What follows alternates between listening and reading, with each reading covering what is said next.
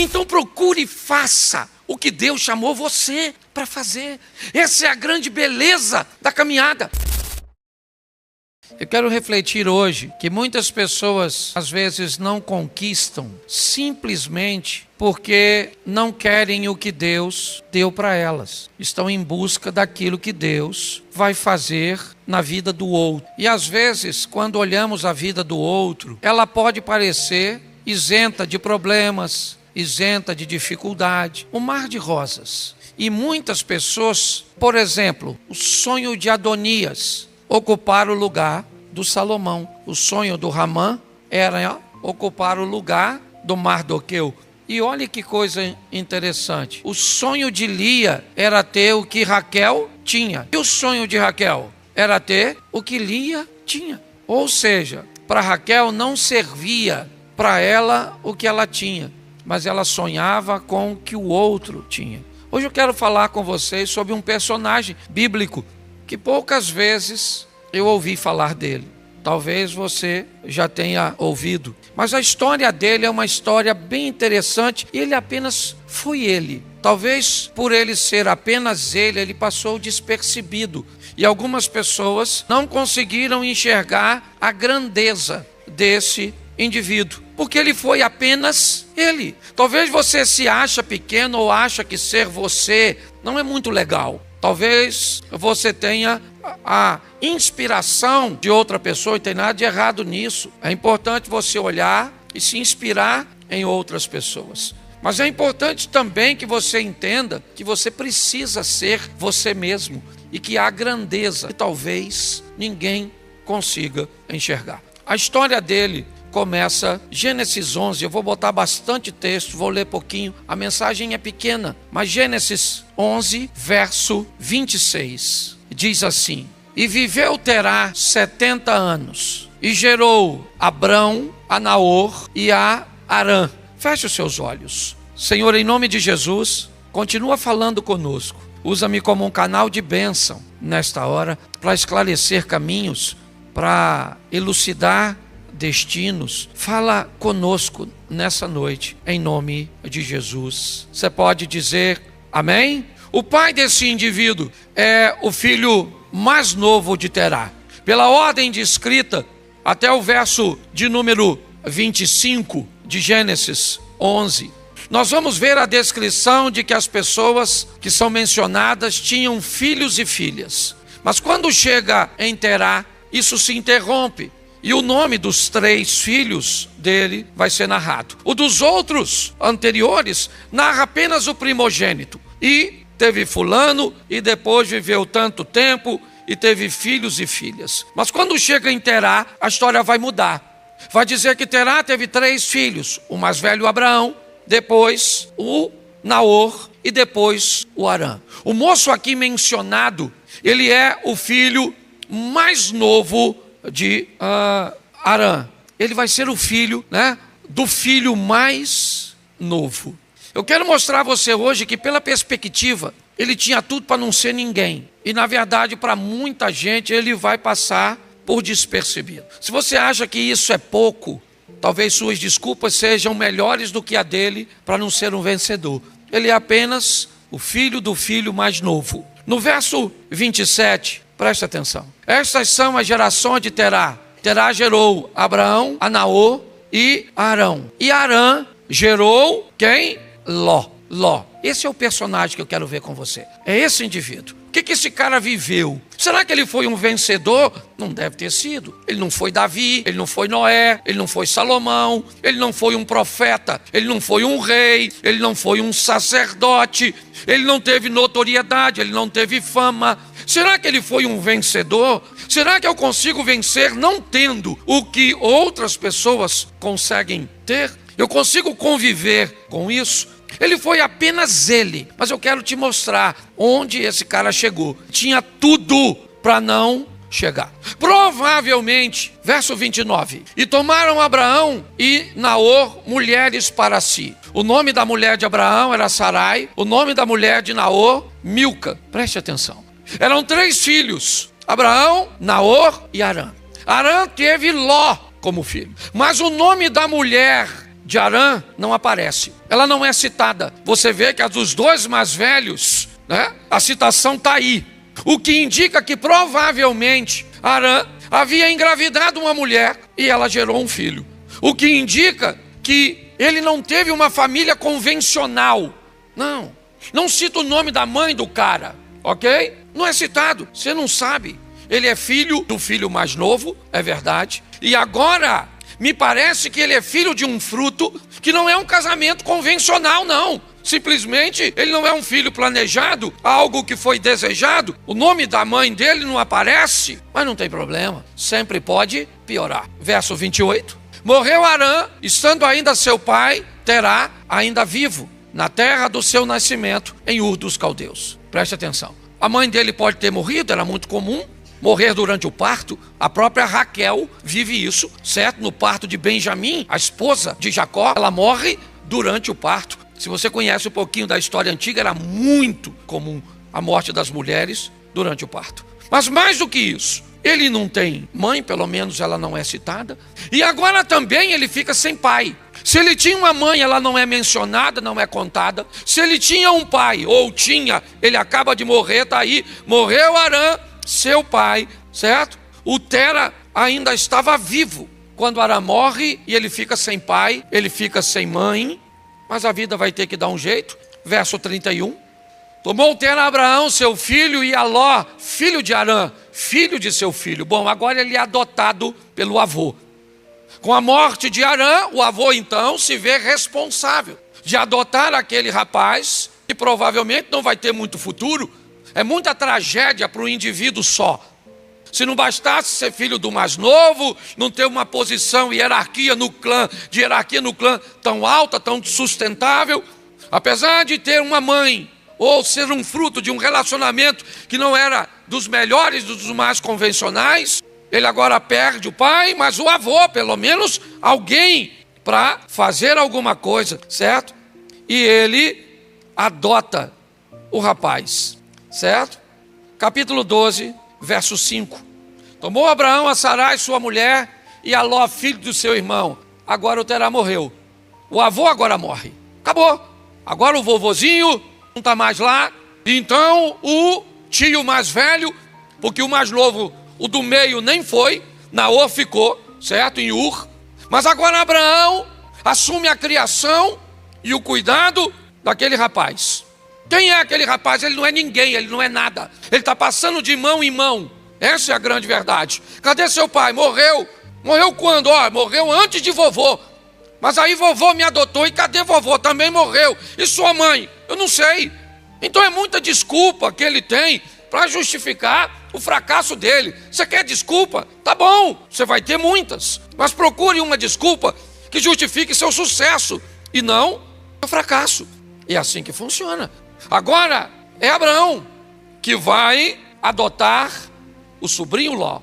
Pois bem, capítulo 13, verso 5. Também Ló, que ia com Abraão, tinha rebanhos e o quê? Tinha o quê? Ele? Gado e isso. Verso 6. Vamos lá.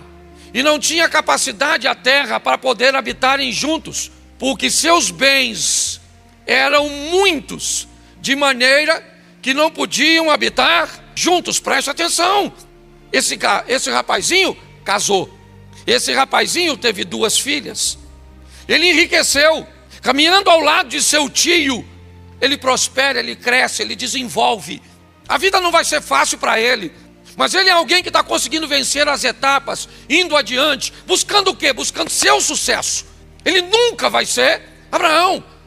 E ele não precisa ser Abraão. O que ele precisa é ser o Ló e cumprir o chamado do Ló. Porque você só precisa ser você. Eu só preciso ser eu. Descobrir o que Deus tem para mim e viver. Ele agora está rico, casado, 2 filhas, próspero. Provavelmente suas dores agora já não são tantas. É verdade. Mas o capítulo 14, verso 12, diz o seguinte: também tomaram a Ló, que habitava em Sodoma, filho do irmão de Abraão, os seus bens e foram-se. Bom, agora roubaram tudo dele. Invadiram, naquela guerra dos 4 contra os 5 reis, invadiram e pegaram tudo de Ló. E se não bastasse, ainda levaram o cara cativo. As coisas estavam indo muito bem para ele. Estava casadinho com as suas filhas, certo? Com seus bens, estava rico. Mas agora ele foi assaltado. Sua casa foi invadida. Ele foi levado. E agora de rico ele virou pobre. De livre ele virou prisioneiro. Essa é a vida desse cara. Ele perdeu tudo no verso 12. Mas, olhe para o verso 16. E tornou a trazer todos os seus bens. E tornou a trazer também a Ló, seu irmão, e os seus bens, e também as mulheres e o povo. Ele conseguiu recuperar tudo. A vida dele ia cheio de idas e vindas. Quando parece que as coisas vão, elas retrocedem. Mas agora Abraão vai lá, certo? Com seus confederados e luta para libertar seu sobrinho, certo? Traz ele de volta, seus bens estão de volta. Ele está de volta no cenário, é verdade. Mas agora não é a casa dele. É a cidade onde ele mora que vai ser é desgraça demais para um cara só. Agora é a cidade que o cara mora. A cidade que o cara mora vai ser destruída. Ela não vai ser invadida por homens, por reis. Ela vai ser destruída por Deus, certo? Deus vai requerer de Sodoma e Gomorra, certo? Uma justiça que ela não tem como oferecer. Então, no capítulo 19, no verso de número 25, coloca aí, por favor. E destruiu aquelas cidades e toda a campina e todos os moradores daquela cidade, e o que nascia na terra morreu. Mas Ló saiu vivo. Ele não morreu. Olhe bem, pega a trajetória desse cara. Foi tudo destruído. Ele foi roubado, viveu tudo o que viveu, mas continua vivendo. Se o que você enfrentou ou enfrenta não é forte o suficiente para te matar, prossiga. Prossiga, porque aquele que há de vir virá e não tardará. Você está entendendo? Reúna o restinho das forças que te sobrou, mas vai embora. Continue lutando, porque é isso que esse cara está fazendo. Capítulo 19, verso 26. E a mulher de Ló olhou para trás. Preste atenção. Ele agora acaba de... Nós temos duas coisas nesse texto. Uma mulher aprisionada no passado e a viuvez. Provavelmente o que aquela mulher sente é a perda do que deixou para trás. Não deu tempo para levar nada. Eles atrasaram na saída, então não tiveram tempo para levar nada. Porque o anjo pegou na mão deles e saiu puxando. Ou seja, eles só levaram o que tinha no corpo. É assim que funciona. Agora o que nós vemos é esse cara fica viúvo, convivendo com uma mulher, ao que tudo indica, aprisionada no passado. Verso 32, só o finalzinho. Para que em vida conservemos a descendência de nosso pai. Enquanto a mulher está presa no passado, suas filhas estão preocupadas com o futuro. É isso. Esse é o cara. Problema de paternidade, problema de família, adoção, perdas, confusão, tá certo? Virou escravo um período da vida, sua casa e todos os seus bens foram destruídos, ficou viúvo convivendo com a mulher aprisionada no passado, suas filhas, se você conhece o texto, sabe que elas embebedaram ele, certo? Para engravidar do pai, tão preocupadas com o futuro, que foi isso que elas fizeram. Olhar para a vida desse cara, provavelmente você não gostaria de ser ele. Se você olhar a vida dele, talvez ele não merecesse nem ser mencionado, se você não olhar para o final dessa história. Seja franco aqui, quantos de vocês aqui presentes já ouviram mensagens na igreja a respeito de Noé? Levante a mão. Davi, Salomão, o Pedro, o Paulo. Quantas ouviram de Ló? 1, 2, 3, 4. Ele não é um cara popular. Por quê? Porque ele era comum. E nós queremos puxar os heróis, os caras que aparecem, aqueles que têm notoriedade, que ganharam fama, que ganharam respeito, certo? Que são mencionados na maioria das vezes. E às vezes somos tão contaminados por isso que não queremos ser quem fomos chamados para ser, porque isso não nos interessa. Queremos o lugar, o posicionamento, onde sejamos vistos, pelo menos pelas pessoas. Para Deus jamais vamos passar por despercebido. Mas esse cara, diante de tudo isso, problema com a esposa, problema com os filhos, problema com os pais, problema com o dinheiro, certo? Problema com os funcionários. Ele teve todos os problemas do mundo, que não dá para entender como esse cara vai fazer para terminar sua vida.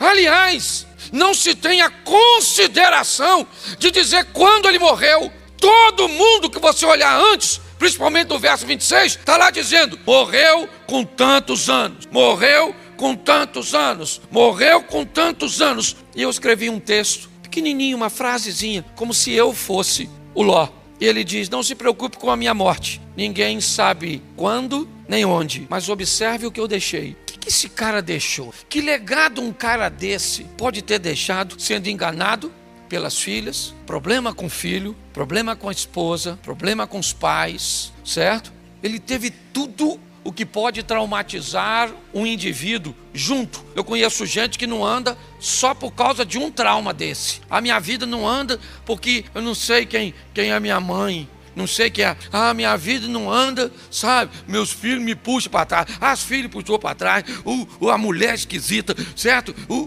Pensa. Mas quando você olha para esse cara, dá uma olhada nesse texto aqui, Gênesis 19:37. 19:37 de Gênesis. A primogênita deu à luz a um filho e chamou-lhe Moabe.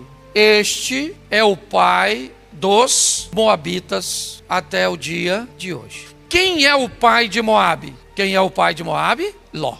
O pai de Moabe é Ló. E Moabe dá origem a que povo? Aos moabitas. Um povo cujo qual o Moisés escreveu que deveria ser evitado pelo povo de Deus, sim ou não? Sim. Mas a fome abateu uma família, Elimeleque, certo? E esse camarada vai morar e peregrinar em Moabe, na terra dos moabitas, cujo pai é Ló. E Rute, capítulo 4, verso 10, dá uma olhada, e de que também tomo por mulher a Rute, a moabita. Certo? Preste atenção. Olha só. Alguém vai tomar uma moabita por esposa, quebrando um protocolo. É assim. O cara morreu. Parece que o nome dele vai ser apagado. Ele não teve notoriedade, só enfrentou dificuldade. Mas o que esse cara fez? Ele não desistiu, ele continuou vivendo. Ele sobreviveu às adversidades. A vida é dura para você, não é só para você não, meu irmão. Certo? Tem muita gente aqui enfrentando divórcio, doença, desemprego, problema com seus filhos, problemas com identidade e tantas outras coisas em busca de seus sonhos, tragédias, dificuldades, adversidades. Mas, quando eu olho para esse texto, eu vejo algo bem interessante. Mateus, capítulo 1, verso 5. Salmão gerou de Raabe a Boaz. Boaz gerou de Rute a Obed. Obed gerou Jessé gerou o rei Davi. Preste atenção.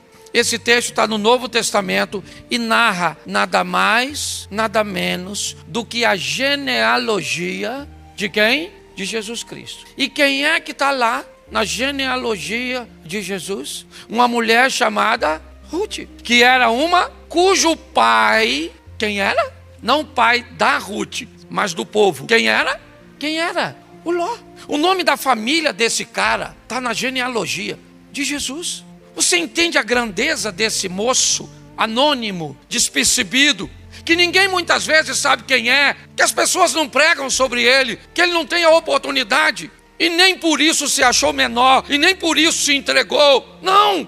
Se ele estivesse aqui hoje, sabe o que ele diria? Meu nome é Ló, com muito orgulho. Eu tenho orgulho de ter vencido tudo o que eu venci, de ter superado tudo o que eu superei, de ter força para ver todo mundo ter um pai e eu não, todo mundo ter uma mãe e eu não. Eu tenho orgulho de ter sobrevivido, a caminhar com gente que me puxava para trás, mas eu não parei. Até que recomeçar depois de ter perdas tão significativas. Mas eu prossegui, e a maioria das pessoas sequer vão lembrar de mim. Mas eu sei quem eu sou. Eu sou apenas eu. E o que eu preciso é reconhecer isso. Minha palavra hoje é para motivar você a entender que não há lugar de notoriedade para todos, que o tamanho dos outros não deve dimensionar o seu, que o lugar dos outros não deve impressionar você, que é importante que você descubra quem você é e ocupe o seu lugar. Faça o que precisa ser feito onde Deus te chamou para fazer. Vocês não têm noção da quantidade de pessoas que me dizem: pastor, você tem que abrir uma igreja em outro local. Se você abrir uma igreja em tal bairro, em tal lugar, vai ser assim, vai ser desse jeito, vai ser... Por quê? Porque fulano tem, vai ser sensacional, vai ser com o nome que... Não, eu não sou fulano, eu não nasci para ser fulano, eu nasci para ser apenas eu. É importante que você entenda isso. Olhar para a vida desse cara, para que você se espelhe nele e aprenda a enfrentar suas adversidades, seus problemas, suas limitações, certo? E todas as tragédias e circunstâncias que vão estar na sua periferia, com um único propósito: fazer o seu coração azedar. Prossiga, caminhe em frente para ser apenas você, com muito orgulho. O orgulho de ser você. Um dos maiores exemplos disso se chama João Batista, o primo de Jesus. Max, seja franco. Se tu fosse o primo de Jesus, pensa, Alexandre. Vamos lá, Bruno. Tu é o Cristo? Não sou, mas sou primo. Fomos criados junto. Dormia lá em casa. A gente fazia bagunça. Pare para pensar. Quando você olha para esse cara, todo mundo que olhava para ele, dizia para ele: cara, tu é Elias, Jeremias, tu é um dos profetas, tu é o Cristo. As pessoas tinham dificuldade de saber quem ele. Ele disse: não, rapaz, não. Eu não sou Jeremias, não sou Elias, não sou a encarnação de um... Eu sou apenas uma voz que clama no deserto. Cara, mas você é o cara. As pessoas saem de casa, multidões para te ouvir no deserto. Não, cara, certo, batizo vocês com água, mas depois de mim... E sabe o que é mais engraçado? Que Jesus disse a mesma coisa: eu vou embora e vocês vão fazer coisas maiores. Sendo o quê? Maior que Jesus? Não! Sendo você. Ninguém ia ser maior que Jesus. Ninguém foi maior que João. O que João foi simplesmente ser o João. Jesus foi Jesus. Só isso. E por isso ele foi grande. Então procure e faça o que Deus chamou você para fazer. Essa é a grande beleza da caminhada. Se as pessoas vão notar, se elas vão reconhecer, se elas vão te ovacionar, não que o reconhecimento seja ruim, não, mas ele pode não vir. E Deus vai continuar comigo. Deixa eu falar uma coisa para você, crente. Para você chegar até aqui, quantos leões e ursos você já venceu na sua vida? Então não é esse que você está enfrentando hoje que vai te derrotar. Você vai vencer porque Deus continua onde sempre esteve. Amém? Minha proposta hoje é tentar te ajudar com a palavra de Deus, certo? Para que você venha superar. Que ninguém te convença que você é um perdedor, porque Cristo disse que você é um vencedor. Você entende?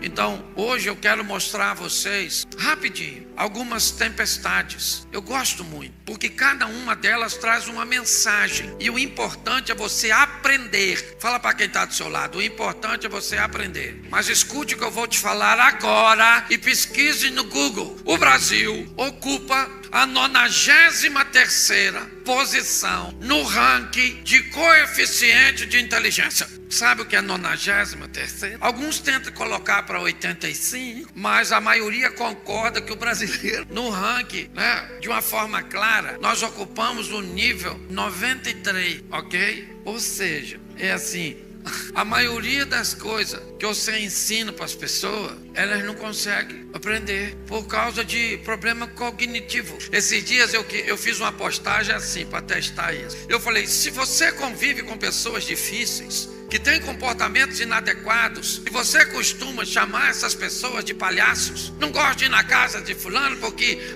é uma palhaçada. Eu falei: se você não gosta de palhaço, o problema não é o palhaço. Pare de ir no circo. A pergunta é: por que você continua indo ao circo? Aí uma moça escreveu na minha postagem: ué, não sabia que o circo era pecado. Essa moça pode chegar no inferno assim e perguntar para Satanás se é Miguel, porque tem gente que não entende quase nada. Então eu preciso da sua atenção agora. Olha para mim, certo? E não diga nada. Virou até canção, tá certo? Então nós vamos dar uma olhada. Dá para botar o texto aqui que eu vi. Então coloque para mim Jonas capítulo 1, verso 3 e 4. Nós vamos ver a primeira tempestade. Jonas capítulo 1, verso 3 e 4. E Jonas se levantou para fugir diante da face do Senhor para Tarsis, e descendo a Jope, achou um navio que ia para Tarsis. Pagou, pois, a sua passagem e desceu para dentro dele, para ir com ele para Tarsis, de diante da face do Senhor. Verso 4. Mas o Senhor mandou ao mar um grande vento, e fez-se no mar uma grande tempestade, e o navio estava para... Olhe para mim agora que eu quero falar com você. Vamos começar aqui entendendo situações desagradáveis, difíceis, e hoje vamos chamá-las de tempestades.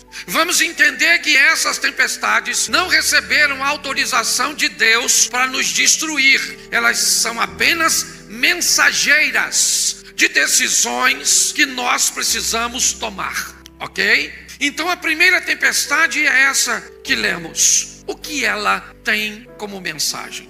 Para quem é a mensagem? Na narrativa, a história é mais ou menos assim para você que não conhece. Jonas é o profeta do Senhor. Deus aparece para ele e diz para ele: vai à cidade de Nínive e prega contra ela. Diga a ela como eles estão vivendo. Era uma mensagem de confronto, difícil, uma mensagem dura. Segundo, era uma mensagem para um povo cujo qual Jonas não tinha nenhum apreço. Jonas não tem interesse de ver aquelas pessoas mudadas. Aquele é um povo violento que provavelmente vai tentar contra, ou pode tentar contra a sua vida, se ele resolver levar uma mensagem de oposição. Ele não quer ir.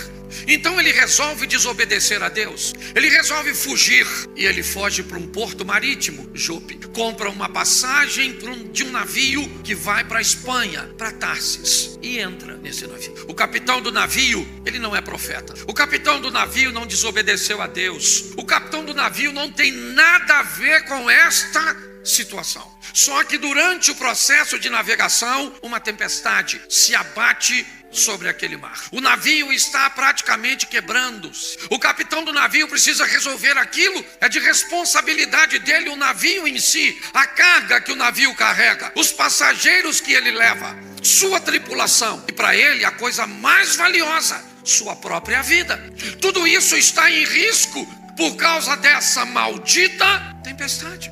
Ele é um trabalhador, um homem honesto, decente. Que erro cometeu este capitão do navio? Por que é que está acontecendo isso com ele? O barco dele recebeu um desobediente. Sabe o que aquele homem fez? Para navegar com mais facilidade, jogou a carga do navio fora, para tornar o navio com uma flutuabilidade melhor. Adiantou alguma coisa? A carga foi embora. Ou seja, o capitão do navio perdeu o que não precisava perder, por não tirar o que precisava ser tirado. Quanto mais rápido você identificar, pedir a Deus o discernimento sobre o porquê essa tempestade, porque às vezes ela é uma tempestade de denúncia, que vem denunciar uma pessoa, como Jonas, um relacionamento, um comportamento, alguma coisa que Deus poderia remover da sua vida, mas não vai, porque não é obrigação de Deus tirar da sua vida aquilo que você tem que ter a responsabilidade de tirar. Nós vemos uma tempestade que denuncia. Qual é o problema? É Jonas. E onde ele está? No barco do capitão. Você já parou para pensar que algumas dificuldades que você está vivendo pode ser porque alguma coisa que está na sua vida deveria sair?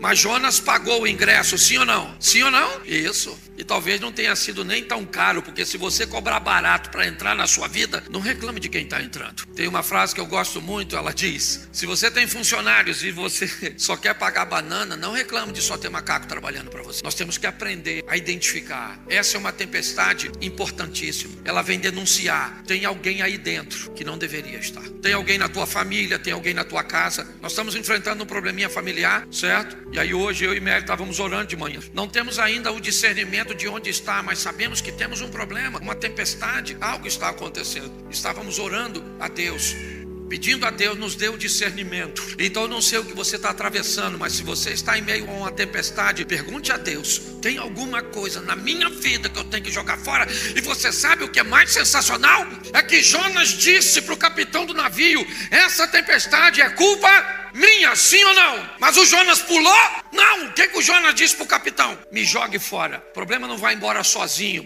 Você é que tem que dizer: vai embora. E às vezes o problema pode ser muito simples. Pode ser um filho dormindo no quarto do casal, acabando com a intimidade dele. Seu filho não vai sair da cama, santo. Você que pega, a vez para passar a mão na mulher, tem que fazer uma ponte aérea. Hoje, que Deus te dê discernimento para localizar seu Jonas. E se achou, não fica com pena não. Joga fora, que a tempestade passa e você segue. Posso ouvir um amém? Segunda tempestade. Coloca para mim, por favor. Marcos 4:35. Marcos capítulo 4. E naquele dia, sendo já tarde, disse-lhes: passemos para outra margem. Eles, deixando a multidão, levaram consigo, como estava no barco, e havia também com ele outros barquinhos. E eles, deixando a multidão, olha lá, e levantou-se um grande temporal de vento, de maneira que as ondas subiam sobre o barco, e ele já quase se enchia. E ele estava deitado na popa do barco, sob a almofada, e despertaram, dizendo: mestre, mestre, não te dá que pereçamos? E ele, despertando, disse ao vento: cala-te. Disse o mar: aquieta-te. O vento se aquietou, e houve grande bonança. E disse: por que sois tão tímidos, ainda não tendes fé? E sentiram um grande temor, diziam uns aos outros: mas quem é este que até o vento e o mar lhe obedecem? Olha para mim aqui. Os discípulos estão lá no barco, sim ou não? Jesus falou: entra no barco comigo. Eles foram? Sim ou não? Os discípulos falaram: entra no barco, vamos lá para o outro lado, vamos comigo. Eles foram ou não foram? Eles estão obedecendo ou não? Então o que é que um crente espera que aconteça com ele quando ele está obedecendo? Isso vai dar tudo certo se a gente colocar. Mas não é assim não. O problema, a crise também vem para os obedientes. Entendeu, obediente? Tá certo? Porque você obedeceu e achou que Satanás foi neutralizado por sua obediência. Satanás é Satanás, chifrudo, o único chifrudo que não tem mulher, é aquela praga. Os caras estão obedecendo, sim ou não? E quem é que vem? A tal da tempestade. E Jesus está dormindo, deitou na popa do barco e está dormindo. E lá vem a tempestade, e lá vem a tempestade, e sacode o barco daqui, sacode dali, a água começa a entrar. E Jesus dormindo, porque de vez em quando não tá. Você fala: Senhor, cadê o Senhor? Está dormindo. E olha que a Bíblia diz que não tosquenejará, nem dormitará o guarda de Israel, mas estava dormindo, ou então fingindo. Jesus estava no barco, sim ou não? Quietinho. E quem é que vem? A tempestade. E Jesus está dormindo. E o discípulo tentando resolver. Tem um desobediente ali. Cadê o Jonas? Essa não tem Jonas. Esse é outro modelo de tempestade. Tentaram resolver, não deu certo. Alguém falou: nós vamos afundar. Pedro era pescador, junto com André, seu irmão, Tiago e João. Mateus, eu não sei nem se sabia nadar, era cobrador de imposto. De repente alguém foi lá acordar Jesus e falou: Senhor, acorda aí, Jesus, nós vamos morrer. Isso, entendeu, Aquaman? Vambora. Acorda, porque nós vamos. O negócio vai afundar. Como é que o senhor consegue dormir? Jesus levantou. Depois você lê, que eu não sou obrigado a ler tudo. Levantou.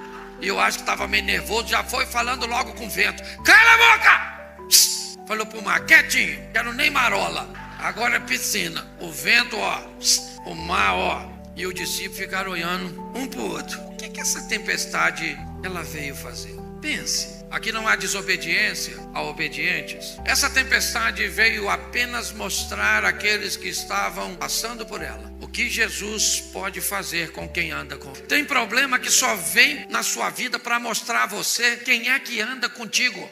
Entendeu? Tem problema que ele vem para te mostrar que ele é o Todo-Poderoso, que ele tem poder para fazer por você o que ninguém pode fazer. Essa tempestade só vem para revelar o poder daquele que caminha conosco. Então pare de reclamar de suas tempestades e descubra qual é a mensagem que ela veio trazer para você. Se tiver um Jonas, jogue fora. Se você está dentro da obediência, você já sabe que essa não é Jonas. Essa veio para mostrar. E foi isso que ela fez. Ela vai mostrar. Sabe o que o discípulo disse? Quem é este que até o vento e o mar estava andando há quase 3 anos com o chefe dos crentes? Poxa, e ainda não sabia? E Jesus fez de propósito. Porque olha o que ele falou: passemos para outra.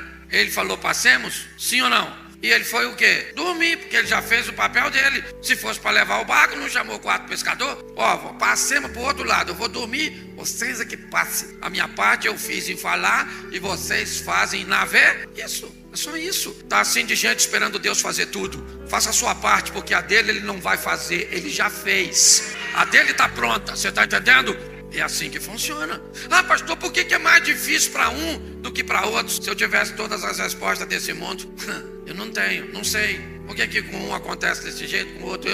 Esses dias alguém me perguntou: pastor, por que o senhor vive tudo isso?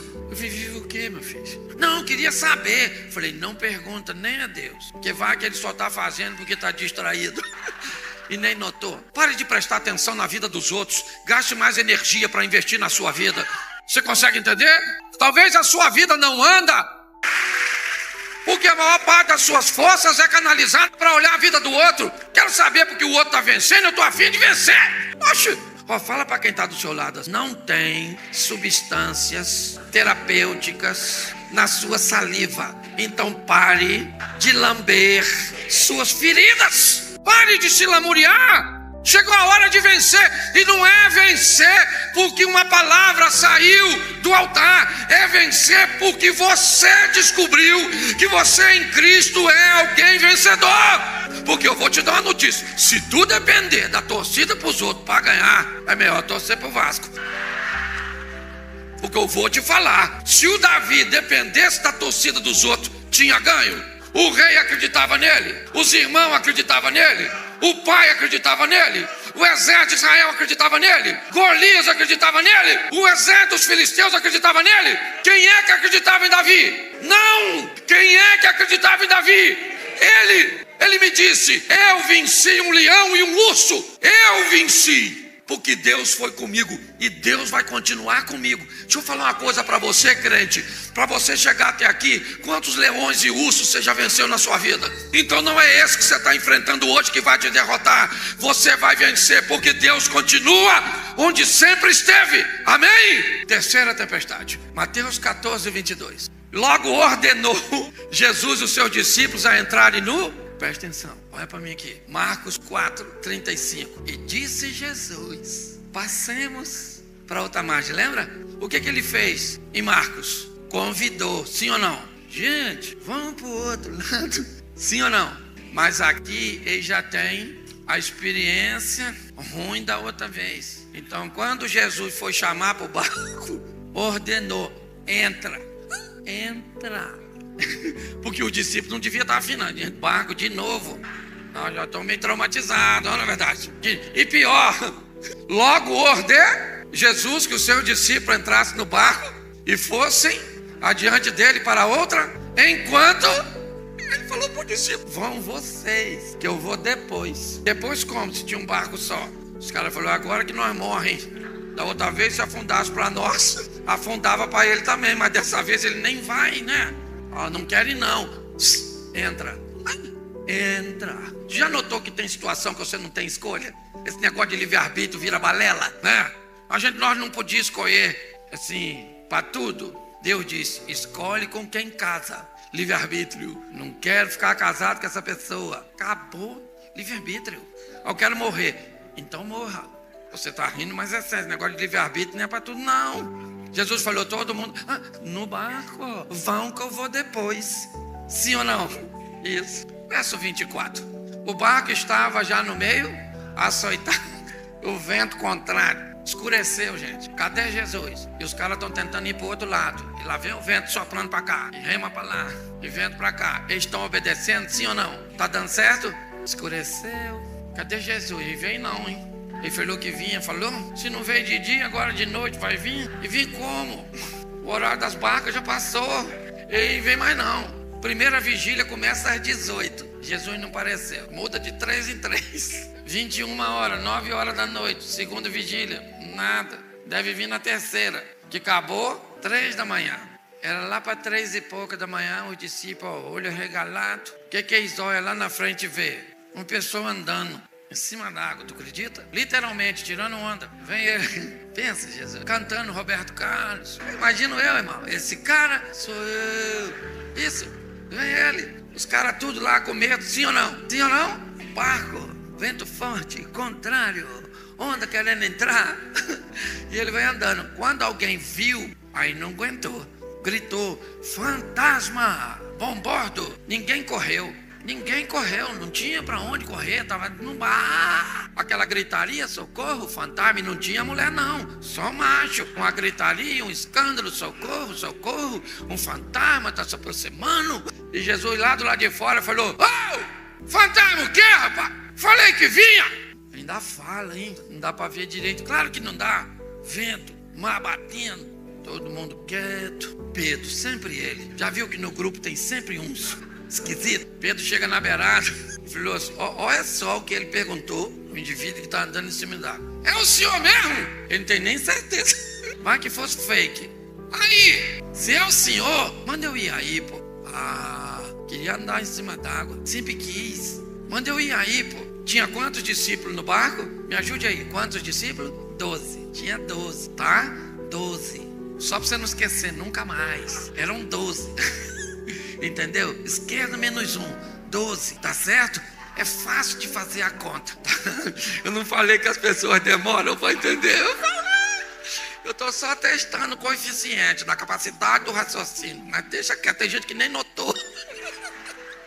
E esse é o propósito. Olhe para mim. 12 homens dentro do barco, sim ou não? Um homem disse: se é o senhor, eu quero ir aí onde o senhor está. Eu quero. Qual era o local mais seguro naquela ocasião? Se você estivesse lá, onde você ficaria? Seja franco. Pois é, todo mundo quer viver o incrível, sensacional, mas ninguém quer sair do barco. Todo mundo quer fazer o que todo mundo faz, mas quer ter resultado diferente. Não é assim que funciona. Se você quer ter um resultado que ninguém nunca teve, está na hora de você fazer algo que ninguém nunca fez. Pedro diz: eu quero ir aí. O que que Jesus disse? Palhaçada é essa, Pedro? Vim aqui. Já estou chegando. Fica aí. Foi isso que Jesus falou? Jesus falou o que para Pedro? Vem, camarada. Porque tem tempestade que só vem para provocar em você decisões que você nunca foi capaz de tomar em ambiente normal e comum. Pode notar, as grandes mudanças da sua vida sempre foram precedidas por situações difíceis. Você só se tornou quem você é hoje de verdade por causa das coisas desafiadoras que você venceu. Jesus disse para Pedro: vem! E aí eu te faço uma pergunta que eu quero que você seja honesto. Pedro vai sair do barco, sim ou não? E você acha que os 11 homens que ficaram dentro do barco estavam torcendo para dar certo? Pedro vai sair? Acha que é melhor que a gente, que andar por cima d'água. Vai se lascar, quer ver? E eu não vou pegar ele lá fora não, hein? Tá bom? Ninguém mandou sair, andar em cima d'água, dessa escuridão toda com aquele fantasma que tá lá. E eu não vou. Você vai, ô João? Eu também não vou não. Deixa ele ir. E você, Tomé? Eu? Se o João não vai, eu é que vou. E o Judas? Já foi, Judas. Eu vou nada. Deixa eu te fundar. Pensa Pedro botando o pezinho para fora e segurando no barco. Isso aqui funda, né? Nossa, eu nem tô querendo ir mais. E lá vai ele andando em cima d'água. Sim ou não? Sim ou não? Quem estava dentro do barco estava fazendo o quê? Torcendo. Por quê? Porque quem não sai do barco detesta ver você saindo. Quem não faz nada diferente detesta ver você fazendo. Quando você resolve viver o incrível, o extraordinário, o sensacional, você causa um problema para quem não vive. Você mostrou que era possível.